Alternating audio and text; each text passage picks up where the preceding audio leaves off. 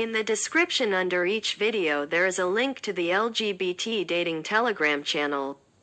Subscribe and find your other half in life. Lauren's POV. You bitch, if I don't come after you, you don't even call me. Vero said, pretending to be angry. Do you have any idea how busy with work I am? Look at this. I pointed to the huge stack of papers on my desk. It doesn't matter, at least one call. Iglesias, I didn't have time, I'm sorry, I said, trying to calm her down. Ahu, you're too busy staring at the beautiful body of your secretary, she said in a mischievous tone, and then burst into laughter, which instantly made me blush. Don't speak nonsense. Come on, Lore, I just arrived and I was instantly very impressed by the volume of that, she said while making gestures that surely represented Camilla's ass. I couldn't help but laugh, she could always improve my mood. I'm here to work, not to flirt with my employees. Veronica nodded, suppressing a smirk. So you didn't check it out? What? I asked, confused. I'm asking you if you didn't check her out. It was obvious that I did, a lot, I thought. No, Iglesias, stop it. God, are you dead by any chance? I'm starting to think you like men. Her face was one of disgust. I think I really am, I joked. Vero got up from the chair, grabbing her purse. Honestly, have you lost your mind? Someone call the real Lauren Yaregui, please, she said loudly. Vero, shut up, we're in my office, I said laughing. She sat back down. Of course I don't like men. I was joking. Good, but you didn't check her out, not even once? I did, Vero, I have been checking her out since I started working here, I admitted. I saw a big smile appear on her lips. That's what I like to hear. She's very beautiful. What's her name? Camila Cabello. I don't even know her that well. We've only been working together for 2 days. But she seems to be very hardworking and a nice girl. Do you know if she's gay? Her question came out of nowhere. No, I don't know anything about my employees' personal lives. I can barely handle my own. But anyways, I don't think she. Find out, I want her number. You're like a lioness, you can't see an innocent prey, I said laughing. Vero laughed in a smug way. We live in a jungle, Yaregui. I know, but I don't think Camilla is one of those women, Vero, she's a nice girl, I said, organizing the papers on my desk. You just said that you barely know her. How can you know she is a nice girl? I just know it, damn it. You don't want me hooking up with your secretary because you want her all to yourself. I see you, Yaregui. I started laughing. No, I already have my eyes on someone else, I said quickly. Vero widened her eyes, and then inched closer to me, like she was about to tell me a secret. What? Who? Wait. 2 days ago you weren't even think about anyone. How do you have someone now? I don't have anyone, I just want to get to know someone. When I make any progress, I'll tell you. I promise, I said, getting up from my chair. Tell me now. No, I said calmly. Lauren, her voice came out loudly.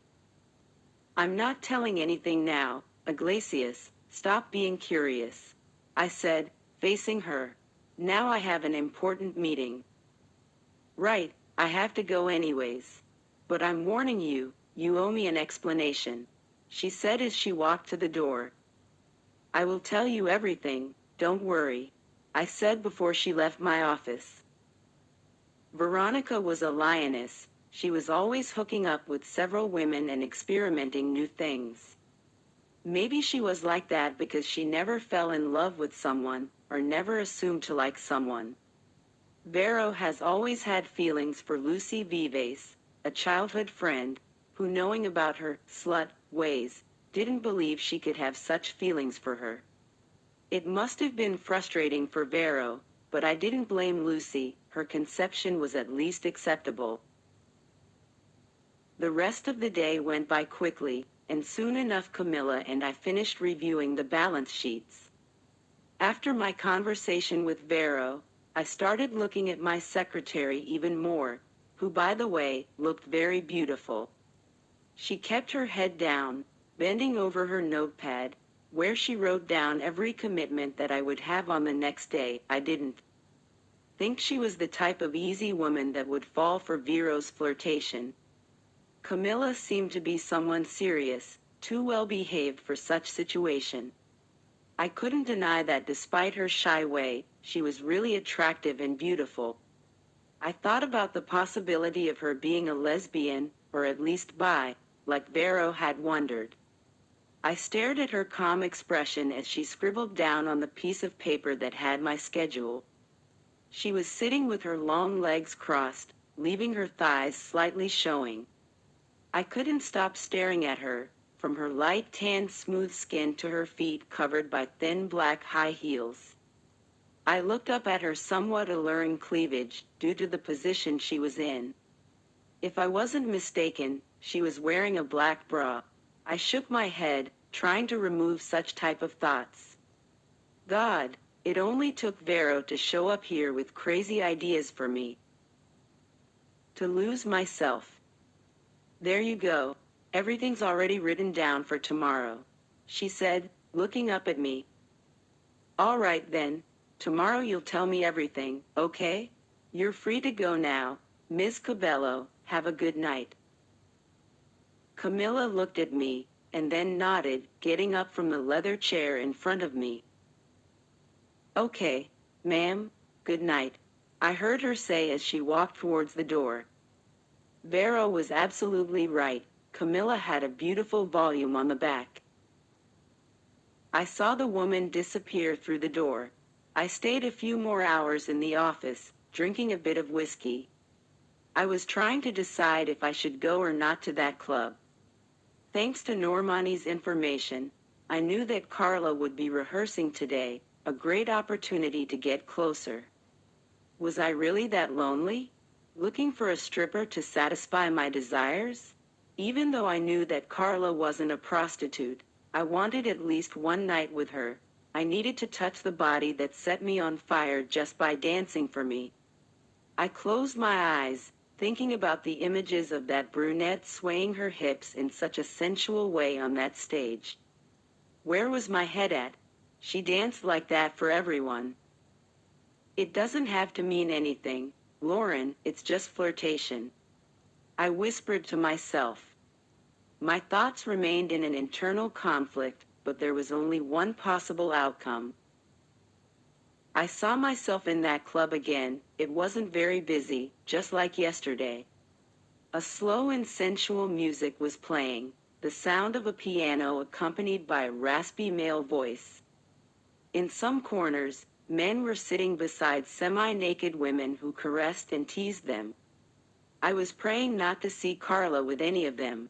The place was dimly lit. It was a bit hard to decipher the faces from afar.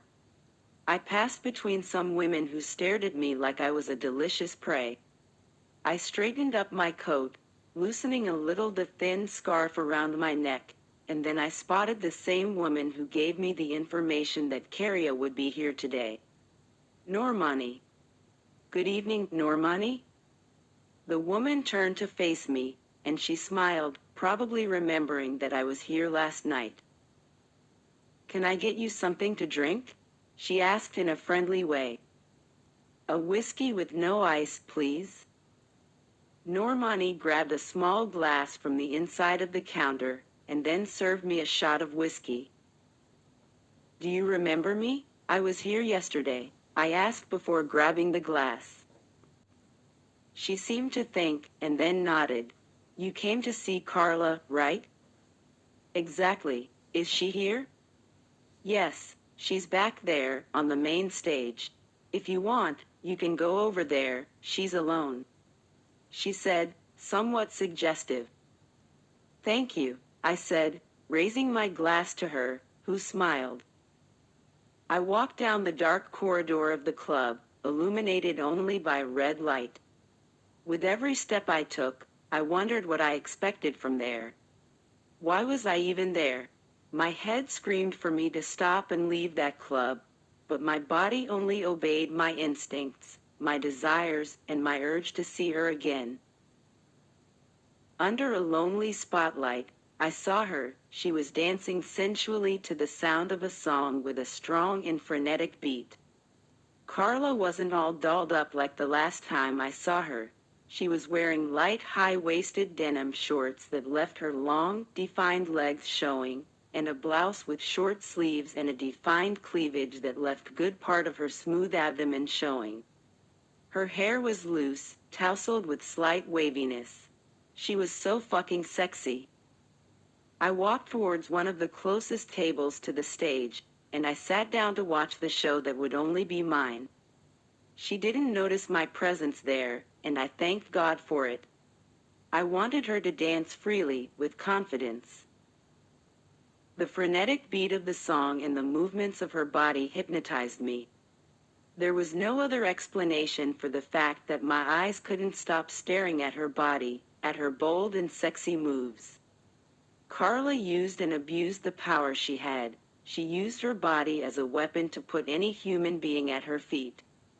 I saw her body sway sensually a few times, to then stop slowly as she slid her hand down every inch of her body, places I would like to touch. Carla, in one move, threw her long hair from one side to the other, and then she strode until stopping in front of a wooden chair, where she sat, crossing her legs in a slow and painful way for those watching. The beat of the music changed to a faster one, and I saw her legs opening quickly in a very sensual way that made me feel my body burning. I took a sip of my whiskey without taking my eyes off that woman. She got up and swayed her hips faster and provocatively, then going down to the ground in the same speed, but going back up in a slow way. Oh God, I sighed as I imagined extremely forbidden scenes in my head. I swallowed hard when her hands slid down her now sweaty body. I couldn't explain what I felt when she ran her hand through her tousled hair. She looked like she had just finished having wild sex.